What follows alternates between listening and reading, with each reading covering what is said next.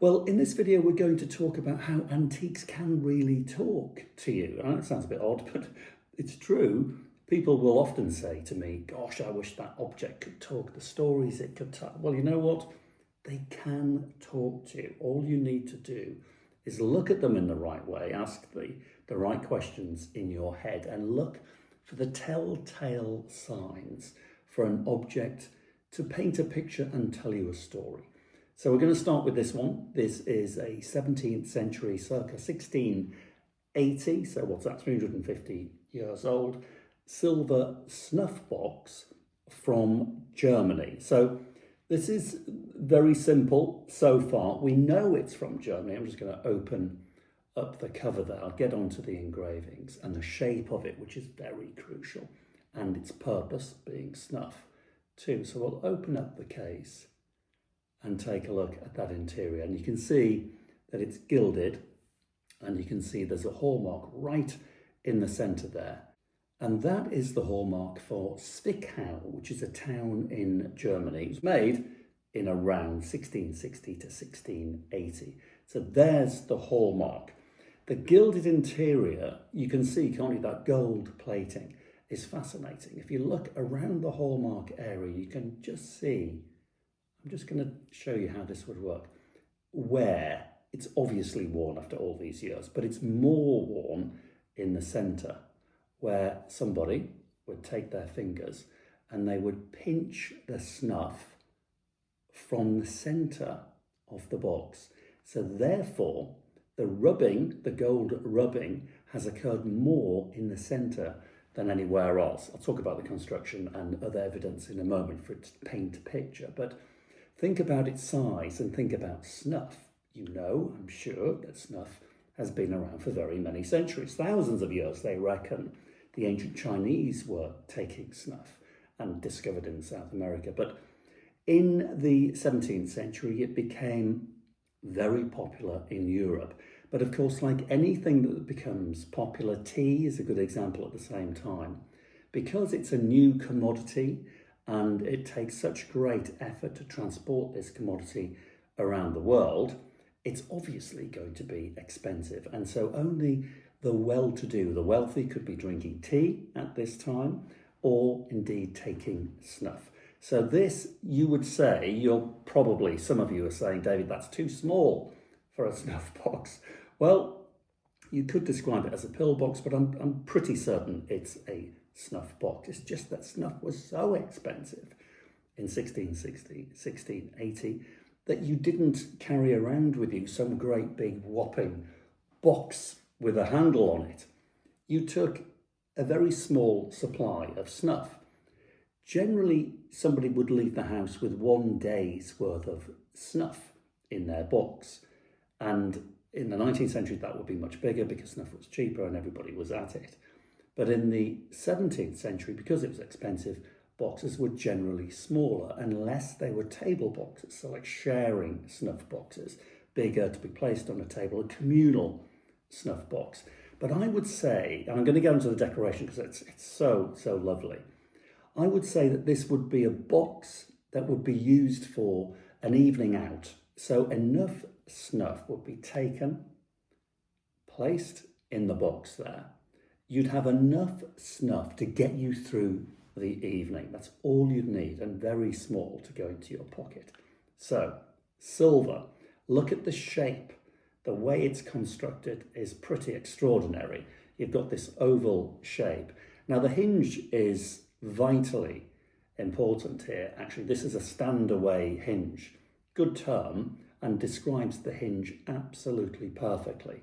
It literally stands away from the box and the cover, fixes the box and the cover together neatly, pinned, as you will see there, and it stands away from the box. Now, this is a particular design, more common in the 17th century, much less common as we get into the 18th and certainly the 19th century. By the time the 19th century comes along, these stand-away hinges are no longer produced in any great numbers. They are flat to the box.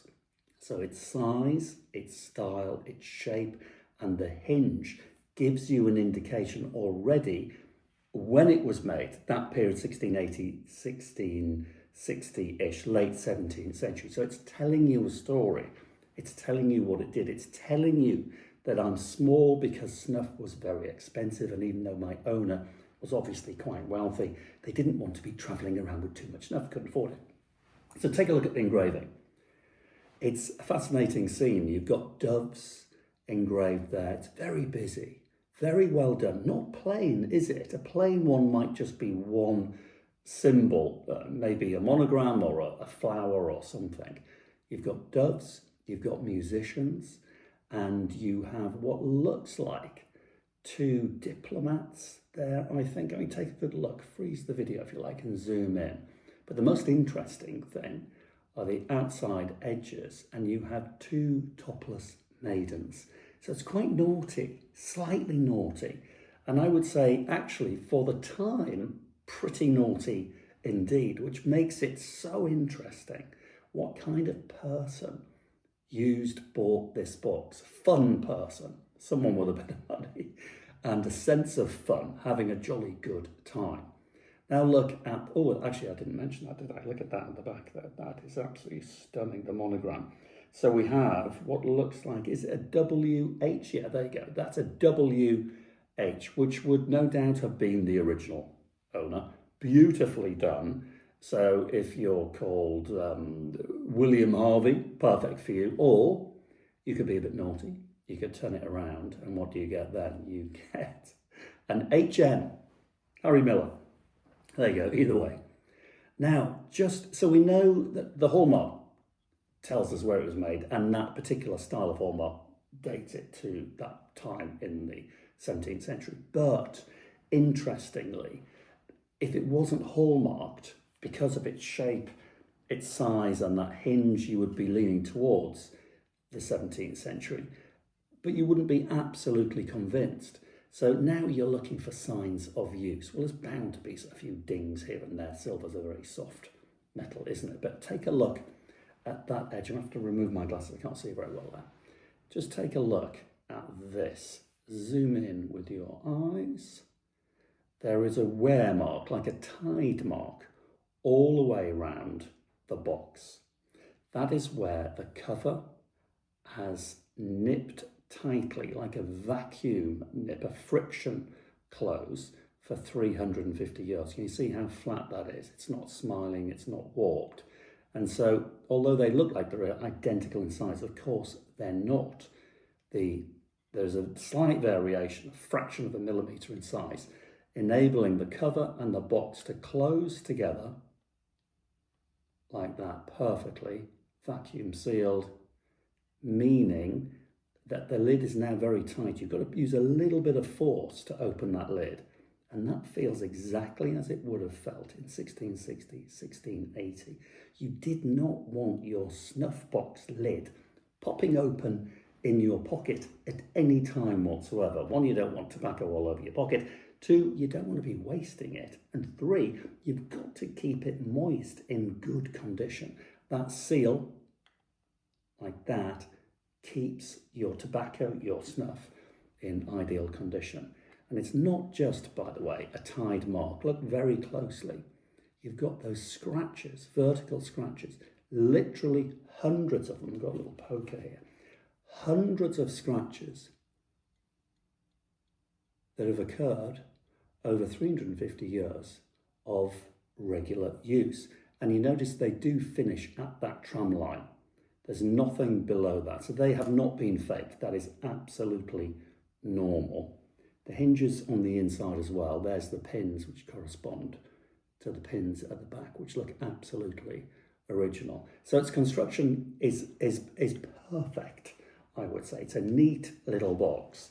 These things are valuable, not hugely valuable. This is £475, which you'd think would be worth a lot more. There are, look online, you'll see there are similar boxes from a similar period that sell for that and much more. £800 maybe in a good auction for something not dissimilar to this. Why not?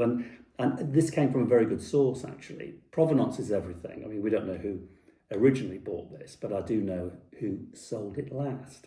and it was Howard Emerson from Howard Emerson Classic Antiques. So he's a great guy with his boxes. And then finally, just a little bit of trivia, snuff comes from the Dutch. It was the Dutch that called this tobacco powder snuff, so that's where that comes from. And if in the day you were seen taking snuff and sneezing terribly, this was, a side effect of taking snuff, you were mocked because you were a beginner. It was quite a thing to go to a party, take a good pinch of snuff, suck it up your nostrils, breathe it in, and for it not to give you a sneezing fit. So socially, it was one of those things that people kept an eye on. Why don't you try a little bit of my snuff? It's quite powerful. Let's see how you cope with it. And you would be watched taking the snuff and see if you went into fits of sneezes. So a bit of a way of showing off as well. Thanks for watching.